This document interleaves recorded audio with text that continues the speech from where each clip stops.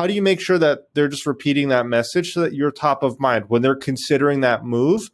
They're thinking, you know what, I'm going to go work with Darla because, I've heard great things. I understand what she does. I understand the value proposition. Yeah, that's really cool. Okay, now the time is right. I'm going to pick up the phone. Today, we're talking all about influencers and using them to grow your business. Have you hit a wall when it comes to growing your business? Then welcome to the Wingnut Social podcast, helping home professionals and luxury brands accelerate their success with proven marketing strategies and expert industry practices. Now, here's your host, Darla Powell.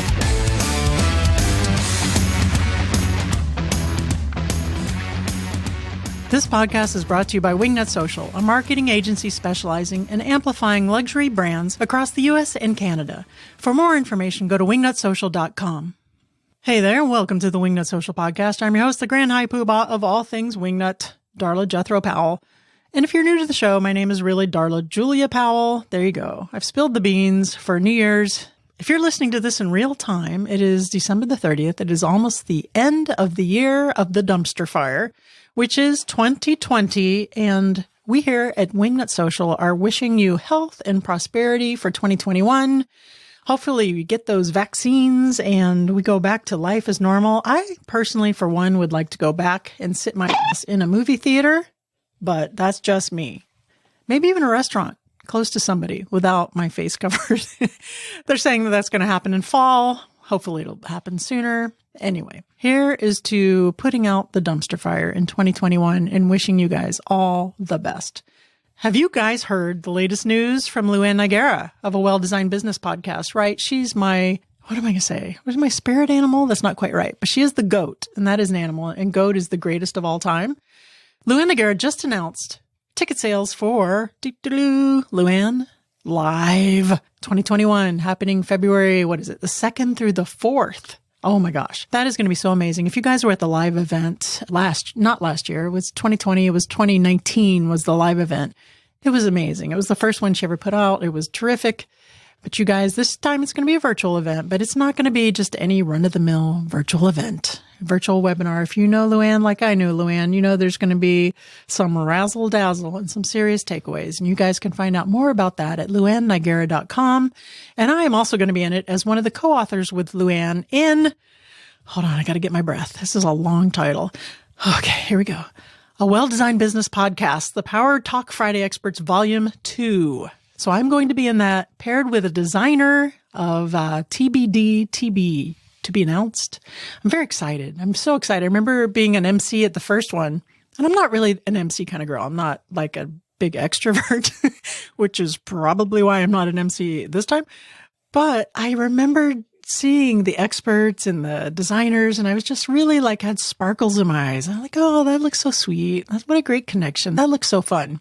Well, now I finally get to do it. So again, go over to luannigara.com, check that out, get your tickets for Luann Live. Okay, so with New Year's coming up, 2021, New Year's resolutions, let's say it. Now, I have to tell you, do we even need New Year's resolutions after the year that was 2020? I think we've done enough, right? Do we have to make promises to ourselves to be better people in any realm or any genre of area that we want to improve on? I think we're good. I think we might get a pass on New Year's resolutions, generally speaking, but I'll have to tell you, I have made one, and that is to do more video. Truthfully, I love doing video. And if you go over to our Instagram page at Wingnut Social on Instagram, you'll see our latest IGTV video was actually an interview that I did with Desi Cresswell, who was on the podcast. She was on episode 172, I want to say.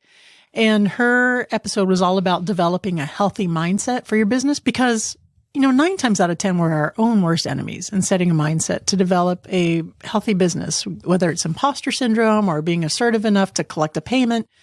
Well, I interviewed Desi Cresswell on our IGTV channel. And let me tell you, we did an impromptu coaching session and I was a guinea pig for y'all. You're welcome. We actually did a little deconstructing coaching session with yours truly here, the Wingnut Grand High Poobah, for some things I've been struggling with in the design firm side for Darla Powell Interiors, struggling with some collecting.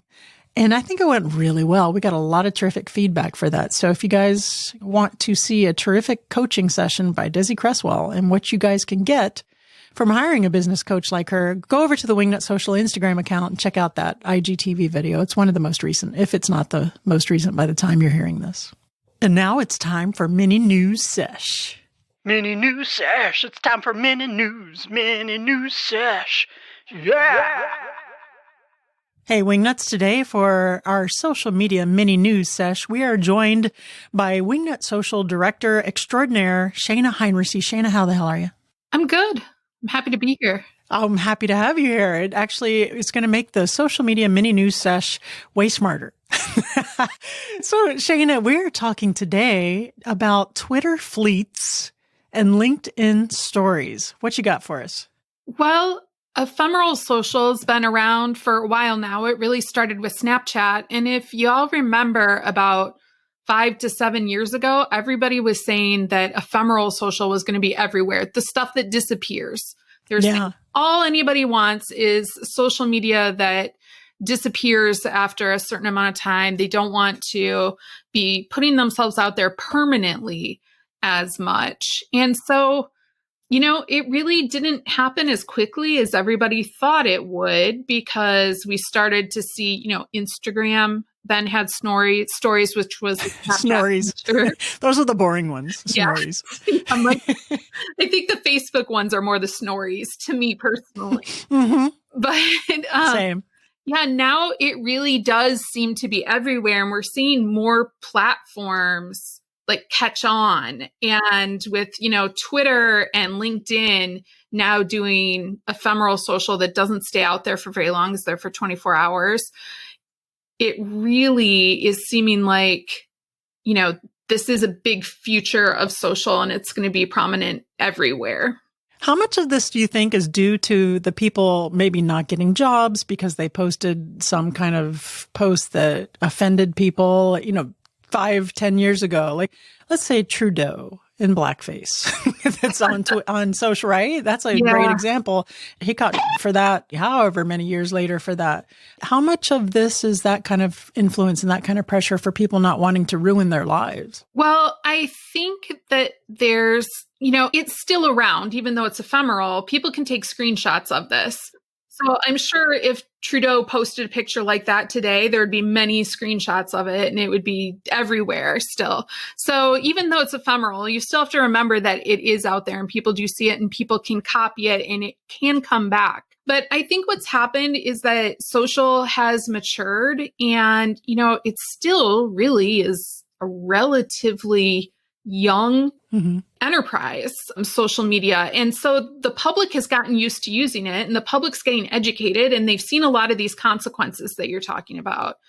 And so I think for Twitter and LinkedIn specifically, there's this not quite wanting to post because you don't want it to come back and bite you, because Twitter's going to everyone generally. It's not generally just a friends list like Facebook might be, or Instagram maybe as well.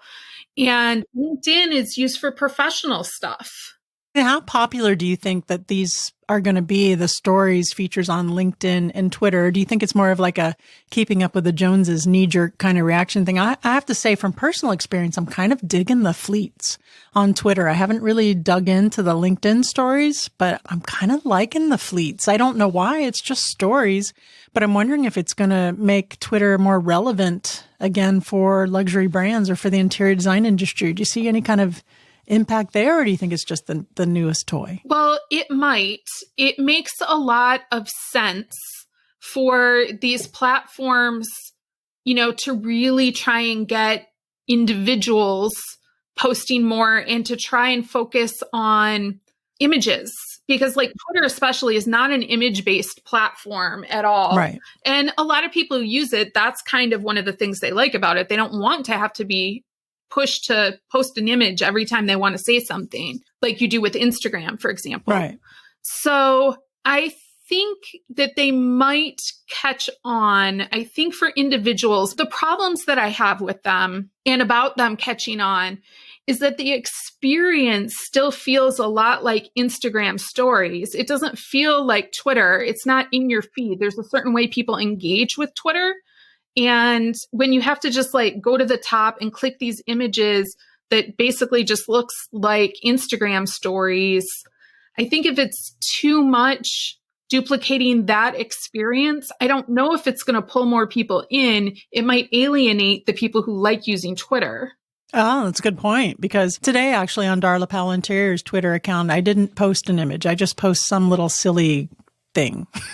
And that tends to be what does better on Twitter, like a quote or some kind of thought or that, right? That more so than the imaging things, which is why I think interior designers as a whole, I'm not going to say loathe Twitter, but it's pretty close. Or they're not big fans of Twitter, so maybe they're not using it right. But I'm curious as if Twitter's going to reward in their Twitty algorithm, people using their new toy like Instagram does, have they let on that could be a thing, or we're just speculating at this point? We really don't know, but just with how separate Fleets is from the Twitter feed, I'm not convinced that it's going to have an impact. Now, it's different like with Instagram Reels.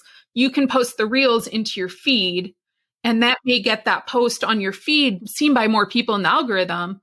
But I'm not confident that that's going to be the case with Twitter or LinkedIn, but it could be. We just don't really know yet. And Reels are doing really well for us with clients, right? Posting, doing some Reels and having them show up in the feeds is getting some excellent traction. Yes, much more engagement than just posting the same image directly into the feed, right, without going through Reels. So I highly recommend people start using Reels as a way to boost your engagement. Now, do we have a lot of experience with the LinkedIn stories yet? Have we taken a deep dive there? I don't think so, right? I mean, I've done a couple there, and I actually have gotten some engagement. So I'm wondering, again, if it's just because it's the new toy that could get some traction. I always like the newest and latest thing. Yeah, I mean, it's important in your strategy to use the newest and latest thing. It's not just, I know, Darla, you like the glitzy stuff. So do I. I do. It's new. It's fun. Let's play with technology. That's great. But really for your strategy purposes as well, it's important to do so because most of the time there will be some benefit that you're getting in the rest of your social on that platform for using that new feature, that new device. But we're really uncertain with the Twitter Fleets and LinkedIn stories if that's happening or not. I just don't know. They haven't been around long enough to have really solid data on how that might be affecting the rest of your LinkedIn performance, for example. So what would you recommend at this point to the listeners in the audience to post on LinkedIn stories and Fleets that might be different or offer a different content pillar than the regular feeds? Yeah, well, I think that on Twitter, I think that using memes and GIFs are super popular, and they're often not really used by designers. I personally think that Twitter is one of those platforms that designers don't like, but I think they're using it on. I think it could be highly successful for them if they really did it right, but it takes a lot of time to do it right. We don't all have that time. I mean, I do because I work in this field, but most designers don't have that kind of time. No. And it takes at least 2 or 3 times more effort to have a successful Twitter account because you have to post so much more often. Yes. Which is why if you're doing like little quotes or little quips or your thoughts of the day, you'd be surprised. You know, you can do those more. That's not a lot of curating. Like this morning, I posted, I had 2 pickled eggs for breakfast. I'm not quite sure what this is saying about my life at this point. Pickled eggs for breakfast. That's a true story. So I think for some reason, that's the kind of stuff Twitter likes. All right, Shana, so ephemeral content is not going away. Well, it does like in 24 hours, but you know what I mean. If you're got extra faced and you want to post some stories, go ahead. It's going to be gone in 24 hours. Just be careful of those screenshots. Shana, thanks so much for joining us. We'll see you again next week. Mini news sesh. Yeah. All right, guys, let me tell you a little bit about today's guest, Eric Dahan. Eric Dahan is a Los Angeles native and serial entrepreneur. He launched his first startup in the e-commerce space from his college dorm room. He is the CEO and co-founder of Open Influence and a key authority in the influencer marketing space, helping shape the industry since its inception. Ooh, Inception, that was a good movie.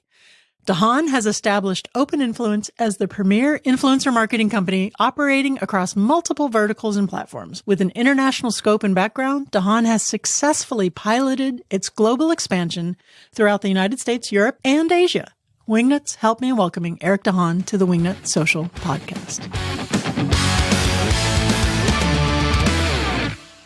Hey there, Eric Dahan. Welcome to the Wingnut Social Podcast. How the hell are you? Good. Thanks for having me. It's a pleasure to have you. So today we're going to be talking about influencer marketing, but from a different twist than what we've normally done. Normally we've told the audience, hey, are you interested in being the next Kim Kardashian? Do you want to be an influencer? Well, here's how the hell you do it. But today we're going to talk about how small businesses and luxury brands can utilize the marketing power of influencers to help propel their businesses into the year 2021. Are you ready to go? Are you ready to dig in? I'm ready. You sound ready. All right, Eric. So first I want to start with some of the most obvious question. Is influencer still a dirty word? Wow. Do you know what I mean by that, right? So you came out swinging. I came out swinging, yeah. So tell us, is it still a dirty word? And if it isn't, why? What has changed? Yeah. So I think when people think of the word influencer, there's something about that kind of feels like vapid. It feels like manipulative. It feels a little off, especially for someone to describe themselves as an influencer, right? The word that people in the industry tend to use is just creator, right? They're creators. They have influence. Now, right. From an advertiser standpoint, they are influencers because from an advertiser standpoint, they're engaging with them for their influence. But, the idea of calling them an influencer as an audience member, just something feels off. Like, yeah, I'm signing up to be influenced. And the other thing too is when you think about an influencer, you think of these Instagram models, sort of quasi fashion, quasi lifestyle models, seems very vain.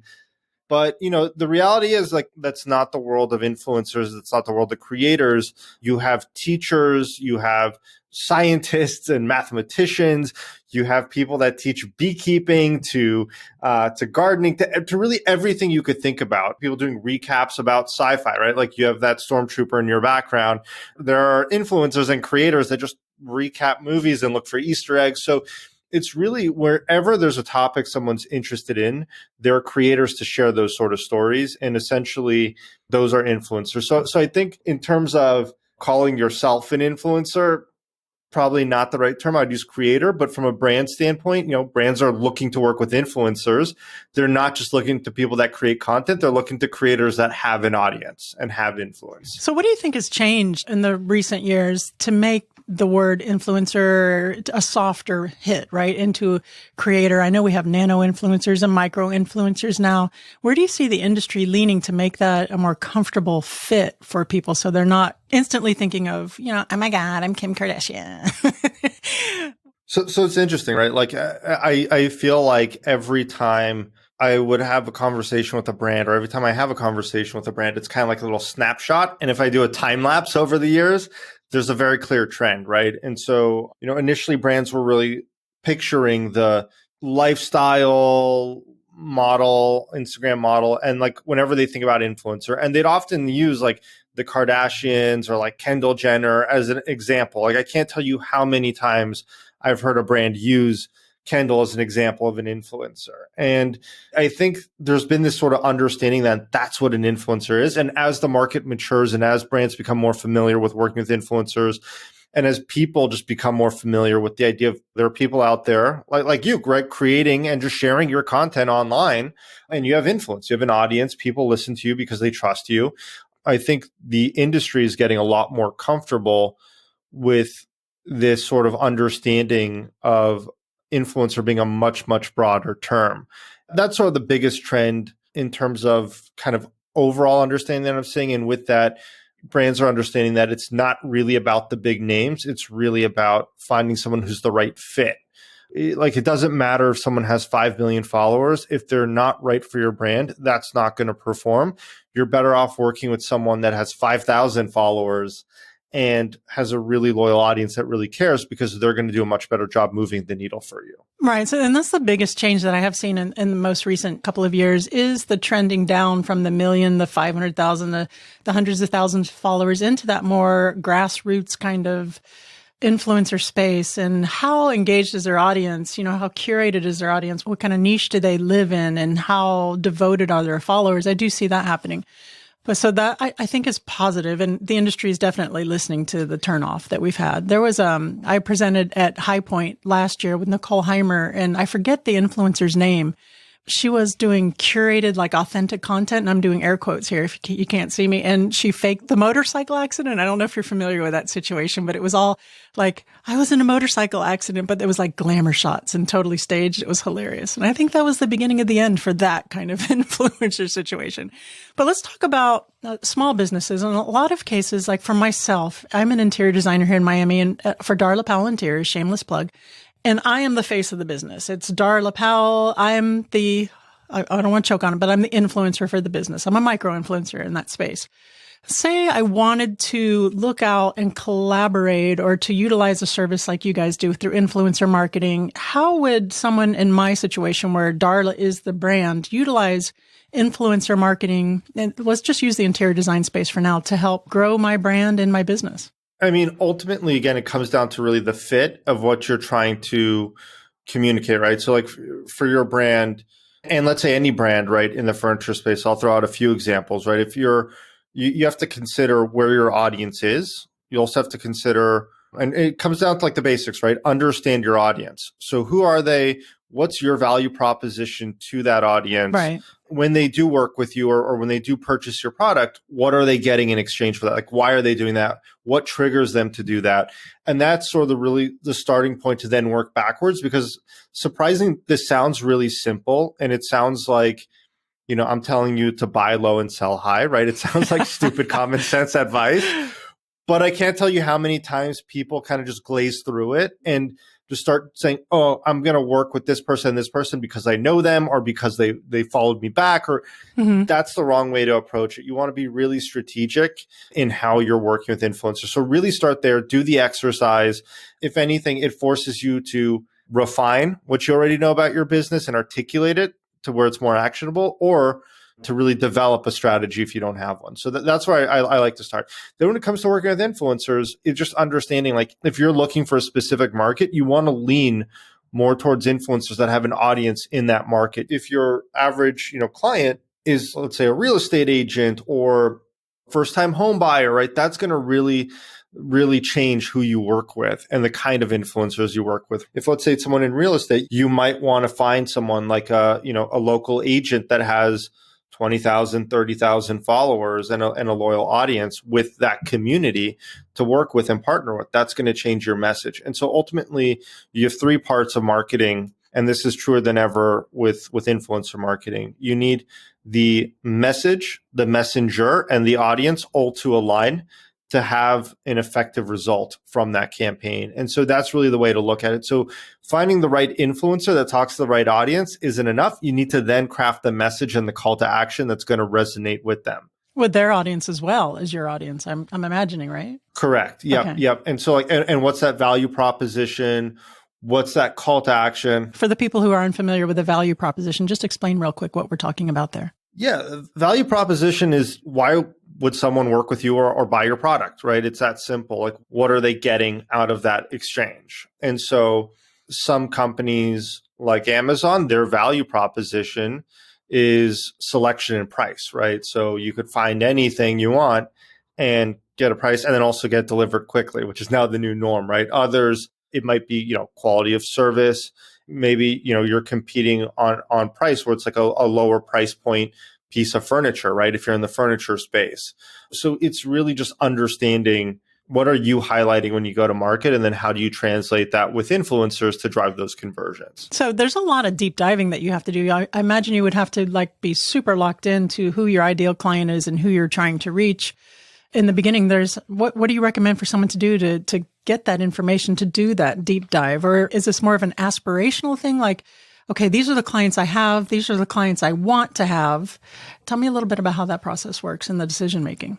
So you mean for us, how we go after clients? Or you mean more so for us, like figuring out? Yeah. I guess you mean my client, like as a customer. Yeah. How do you figure out exactly what your value prop is? For Darla Powell Interiors, what our value proposition is that we do full service interior design. They don't have to lift a finger. It's a beautiful space and it's functional. And our ideal clients tend to be professionals in their mid 40s, usually empty nesters, but sometimes with grown children. So how would I dissect that to start looking at Instagram in the Miami area for people who would work as an influencer to partner with my design firm? And I would say that right now we are doing a lot of designs for new home buyers. So what would my process be to say, if I'm going through Instagram or if I'm looking through an influencer or hashtags that I like that align with my brand, what's the first step? What am I looking for? It sounds like empty nesters buying a new home, looking to redo. They have some, redo their home. They have some disposable income where it's not they're throwing everything from IKEA into a room and if it works, not. it's good. But they want to create a space they enjoy. First and foremost, is just understanding what that customer journey looks like, right? Like, what are the sort of things that they do? Like, are they on Pinterest looking for design inspiration? Is that a signal or an interest signal or a buy signal from your audience? Are there certain accounts that they follow? Now, are there certain accounts from a topic standpoint, but there also might be accounts just from a lifestyle standpoint, right? You might say, well, our audience is of this age, they're empty nesters, they have some disposable income. Here's some influencers that have a pretty broad appeal to this audience, or here's some influencers whose audience makes this up. And let's say the decision maker in your business is the woman in the relationship as opposed to the husband or man, that's as it should be. Yeah. As it always should be. But then, you're going to want to find, okay, I want an influencer that has an audience of this type that talks about topics that are interesting to this audience and relevant to this audience, right? So it's not just like, here's a comedy account that people of this audience follow, but here's someone that talks about their home, maybe talks about lifestyle, has had success promoting different, maybe like home accessories or furniture items, and whose audience skews heavily female within the demographic. And so those are all the kind of signals. So you want to look at the psychographic information. So what is that influencer talking about and what's their audience interested in? And then the demographic information, like, how old are they? Where are they located? What's the gender breakdown of that audience? And so, and it depends what you're trying to do in terms of how much you lean on psychographic over anything else, right? If you're selling toothpaste, your market is people with teeth. So it's right. So it's a much broader market that you're focusing on. Right. You might just want to look at demographics and say, okay, we want to make sure most of the audience, for example, is in the US because that's where we sell our toothpaste. We'll look for a dentist influencer. Yeah, there you go. There are, yeah. And on TikTok too. Yeah, there are. We actually have one at Wingnut Social who's a client, is a dentist. Hi, we do luxury brands and dentist. This is it. 2021 New Year's resolutions. Is your website in decent shape? Is it optimized for SEO? Well, it's that time of year when we make new goals for our businesses, and it's time to do a deep dive into your website and make sure that it's living up to its full SEO potential. That's search engine optimization. It's what drives the Googles. It's that Google juice that gets ideal clients to pick up the phone and give you a call. And did you know that Wingnut Social offers a full website SEO audit? That's absolutely 100% correct. You can purchase it directly from the website. And let me tell you, this isn't just any BS printed run-of-the-mill SEO audit, because Wingnut Social digs in where others don't go. We explore all of your technical web stats and dive into the back end of your website, that's what she said, to check for things that most SEO audits don't even examine. We look at things such as your metadata, information architecture, naming conventions, SEO optimization of your content, and so much more. All of this helps us to formulate a plan so you can optimize your website for the search results that you want in order to attract your ideal clients. For more information on the SEO audit, please hop on over to wingnutsocial.com/SEO or give us a call at 1-877-WINGNUT. That's wingnutsocial.com/SEO or 1-877-WINGNUT. Okay, so when we were in our pre-interview chat, we came up with a really good example. A lot of the interior designers, and we do have a lot of clients at Wingnut Social, whose appeal is to moms, new moms in their 30s. They want to help design spaces, do nurseries, and that kind of thing. And we came up with the example of you could reach out to a mommy blogger or someone in that space that doesn't do design or anything, but they do blogs and that's I don't have kids like that, so I'm not that familiar if I'm using crazy terms, but something like that, and to work out a collaboration or a deal with Susan McNuggets, the mommy blogger, because that is your audience for 100% sure in your local area. So let's talk about remuneration. Let's talk about Benjamins. Is this something that we can approach a micro-influencer or an influencer without throwing money at them? Can we do like a trade kind of situation? What is appropriate now in the market? With micro-influencers, that's the part of the market that still has some flexibility because micro-influencers aren't getting necessarily inundated with deals. And there's so many of them. And so I think that's where you have flexibility to build the relationship and to work with them. Now, virtually all influencers want to get paid. Yeah. They can't pay their bills with just free stuff. That's true. And so I've tried. There's an exchange there. Yeah. it's tougher, for sure. So I would say the big thing is just if you can and you'll maybe get the first post or second post, as kind of a favor if you have that relationship, maybe there's some sort of rev share deal you could work out. Again, a lot of influencers are really cautious to do rev share deals because typically they've gone burnt in full transparency.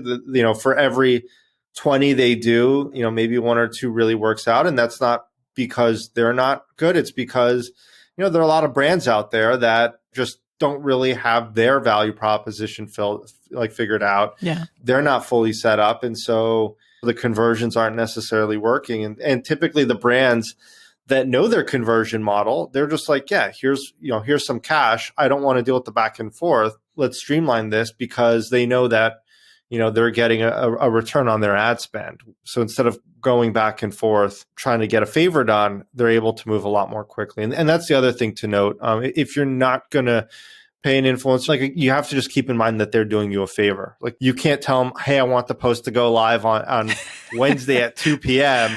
And it's like you're not paying them and they're the ones giving you the value. And so you really lose that ability. And it's in those details as well in the content with that influencer's post that really makes the difference in performance, right? Making sure you have the right call to action, making sure the video or the image or whatever the content format is does a really good job of highlighting your value proposition as a brand. And so those are really all the key aspects to consider. Okay, let's say you found your influencer. You think that this person is going to align perfectly with your brand, your value proposition, and all that jazz. How do you determine what the value of their influence is? Is there like a set dollar amount per so many thousands of followers? In the interior design industry and in the industries that we service, the luxury brands tend to be pretty high ticket items. So if you're thinking about, I'm going to trade a bedroom remodel for this influencer's such and such, how do we determine where the parity is as far as, you know what I mean? Their impact versus your services. Yeah. So trade is interesting with furniture and high ticket items because it's like, if you're going to give someone a $4,000 couch, there's value there. But again, you have to find someone that wants a couch because you're not, if they don't want a couch and they don't need a couch, they're going to be like, great. So now I need to sell this heavy couch and get paid. So that's just something to consider. So it kind of narrows who you could work with when you're doing trade deals. But in terms of dollar amounts, this is something, in all honesty, that there's so many variables. And I'm going to list out what those are. So it's like follower size is one, but it's definitely not everything because what's more important than follower size is actual impression rates.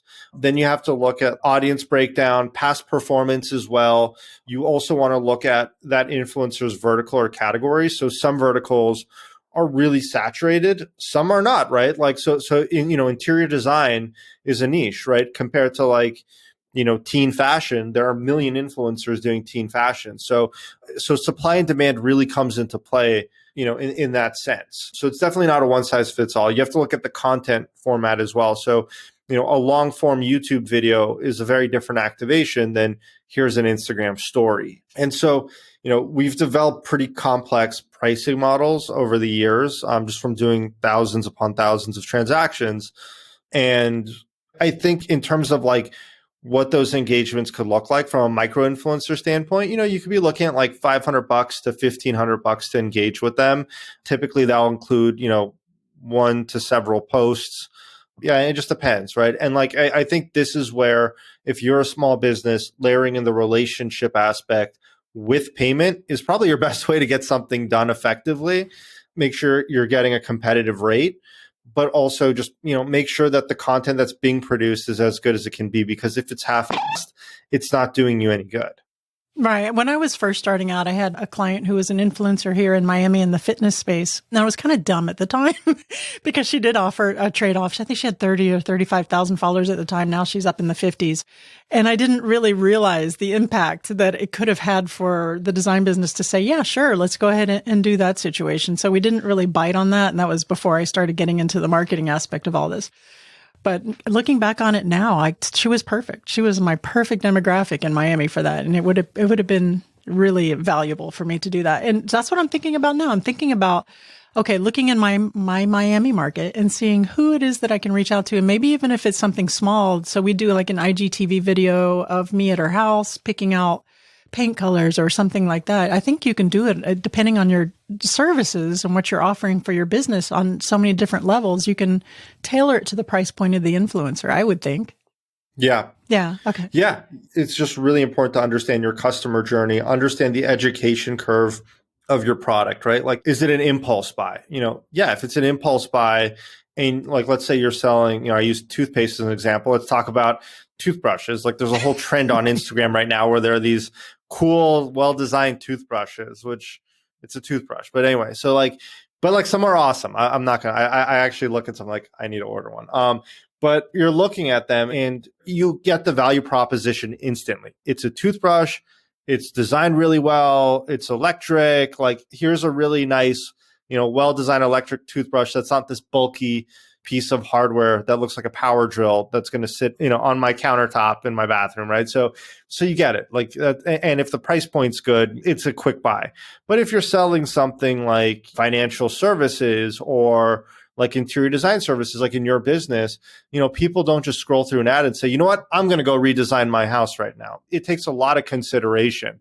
They really plan. I don't know your business that well, but I'm guessing it's probably like 3 to 6 months in terms of considering this to really, and then making the move. Or more. Yeah. Hey, we're going to move. Great. Okay. Let's really plan. Let's look at swatches and decide what the style is going to be. Okay. Let's go back and forth now that we have a designer. Let's go back and forth. Right. So there's probably this really complex cycle. And so you're never going to convert with just one story or one in-feed post or, even one YouTube video. So that's where I think an ambassadorship type of arrangement might work really well, where if you find someone that has that right audience for you, how do you make sure that they're just repeating that message so that you're top of mind when they're considering that move? They're thinking, you know what, I'm going to go work with Darla because, I've heard great things. I understand what she does. I understand the value proposition. Yeah, that's really cool. Okay, now the time is right. I'm going to pick up the phone and give them a call, right? And so that's sort of, I think what you have to understand, like any form of marketing, is just what does that customer journey look like and how do you, adjust your strategy to fit that customer journey. And that is what it looks like for the interior design business. People will follow me on Instagram or Facebook or whatever my social channels are for a year or 2 years and never comment. They'll just be ghosts. And then one day pick up the phone and say, I've been following you on Instagram, because it does take time to build that know, like, and trust. But I'm really loving the idea of plugging in an influencer as part of the synergy of that. Eric, is there anything that I've forgotten to ask you that you think the audience needs to hear before we go into the What Up Wingnut round? Let's go into the What Up Wingnut round. Now it's time for What Up Wingnut. Okay, Eric Dahan, what would the hashtag on your tombstone be? Oh my God. I want to say YOLO, but because it's a tombstone, not because that's a motto I live by. I love it. Your sense of humor is great. All right. Question number 2. It's the zombie apocalypse. What 3 items are you grabbing from home to take to your bunker? Zombie apocalypse and a bunker. Yeah. You can only grab 3 things from your house and run to your bunker. They already ate you. It's too late. This is a real, yeah, okay, I'm dead. Well, at least I'll have a nice tombstone. I don't know. Well, I want to say a laptop, but if there's an apocalypse, the internet's probably going to be down. So I don't know. I feel like the typical answer is like a shotgun, love it, bunch of canned food. Okay, and we'll allow that. What else? One more. Know. Maybe a camera, so I could build a following and become a zombie. You can be a zombie apocalypse influencer. All right, awesome. Last but not least, please recommend a book that has affected your life and made you feel some kind of way. Oh my God, I read a lot, so I can go on, but I might have two. I guess one of the most interesting books I've read. I read it when I was in high school, and it's called "The World Is Flat." It wasn't part of like the required reading in school. It was just something that was like, I think my dad was reading it and was lying around the house. There was, back then on TV, you had to actually wait for shows to come on that you want to watch. So there was nothing on. Started reading it, got hooked. Excellent book. And it's really a book about the idea of globalization, the idea that the world is flattening in the sense that competition's increasing. Things like knowledge, access to capital, access to trade and business are becoming so increasingly more accessible. And so that, the whole idea was that we're going to find ourselves in a world where, someone in, my example in LA could be competing with someone on the other side of the world in China in real time, business wise. And essentially, now this sounds very obvious, but, this was at a time when you had, brands in the fast fashion category coming out. You had, a shift to manufacturing in China. Alibaba was still a pretty new idea. Most Americans didn't really know what it was. So it was a very, very interesting book at the time. And I think it really framed my sort of way of thinking. And I think it really helps you think like an economist in many ways, because you really look at the world from this sense of you have supply, demand, you have barriers between markets. And then as those barriers go down, you have increased competition, which will drive prices down. And I thought that was a very, very interesting sort of book that definitely piqued my interest. I can go on.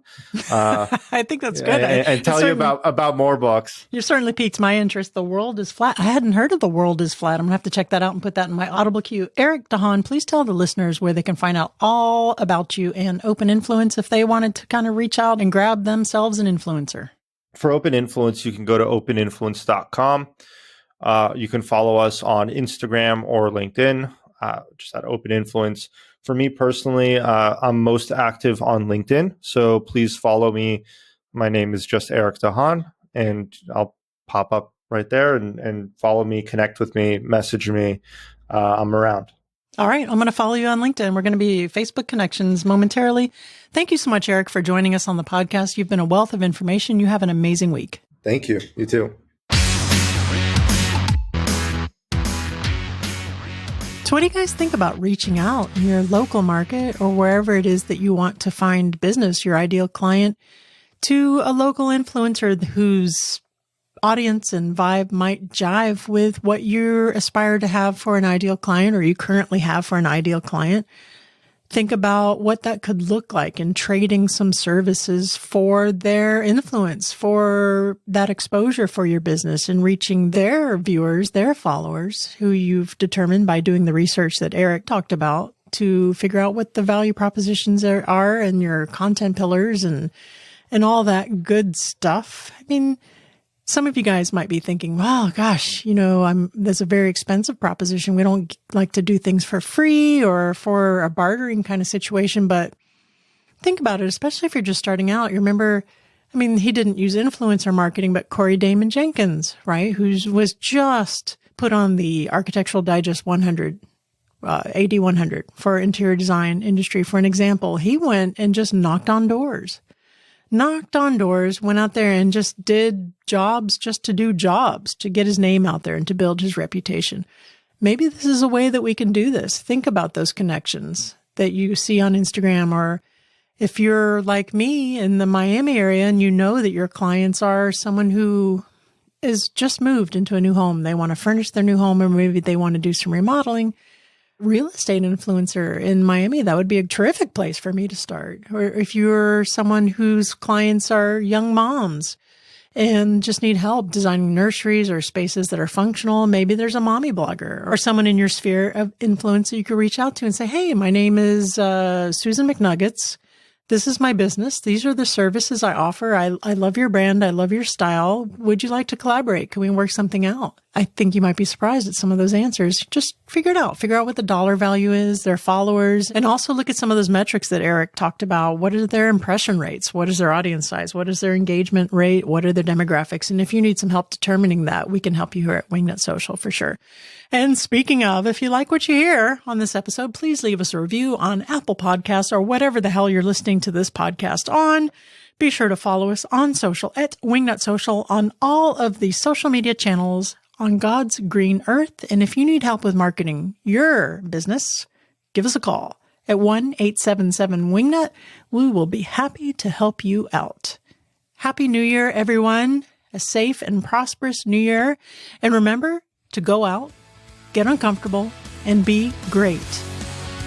You've reached the end of this episode of Wingnut Social, but that's only the first step into accelerating your business the Wingnut way. Head over to wingnutsocial.com or call us at 1-877-WINGNUT to see how we can help you take your business from social mediocre to social media master. We'll see you on the next episode of Wingnut Social, your social media tightly fastened.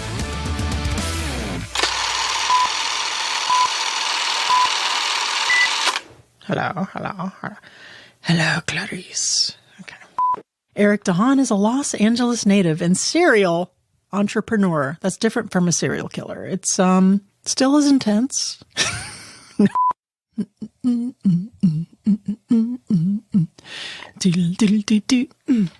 I don't know where I am in time or space.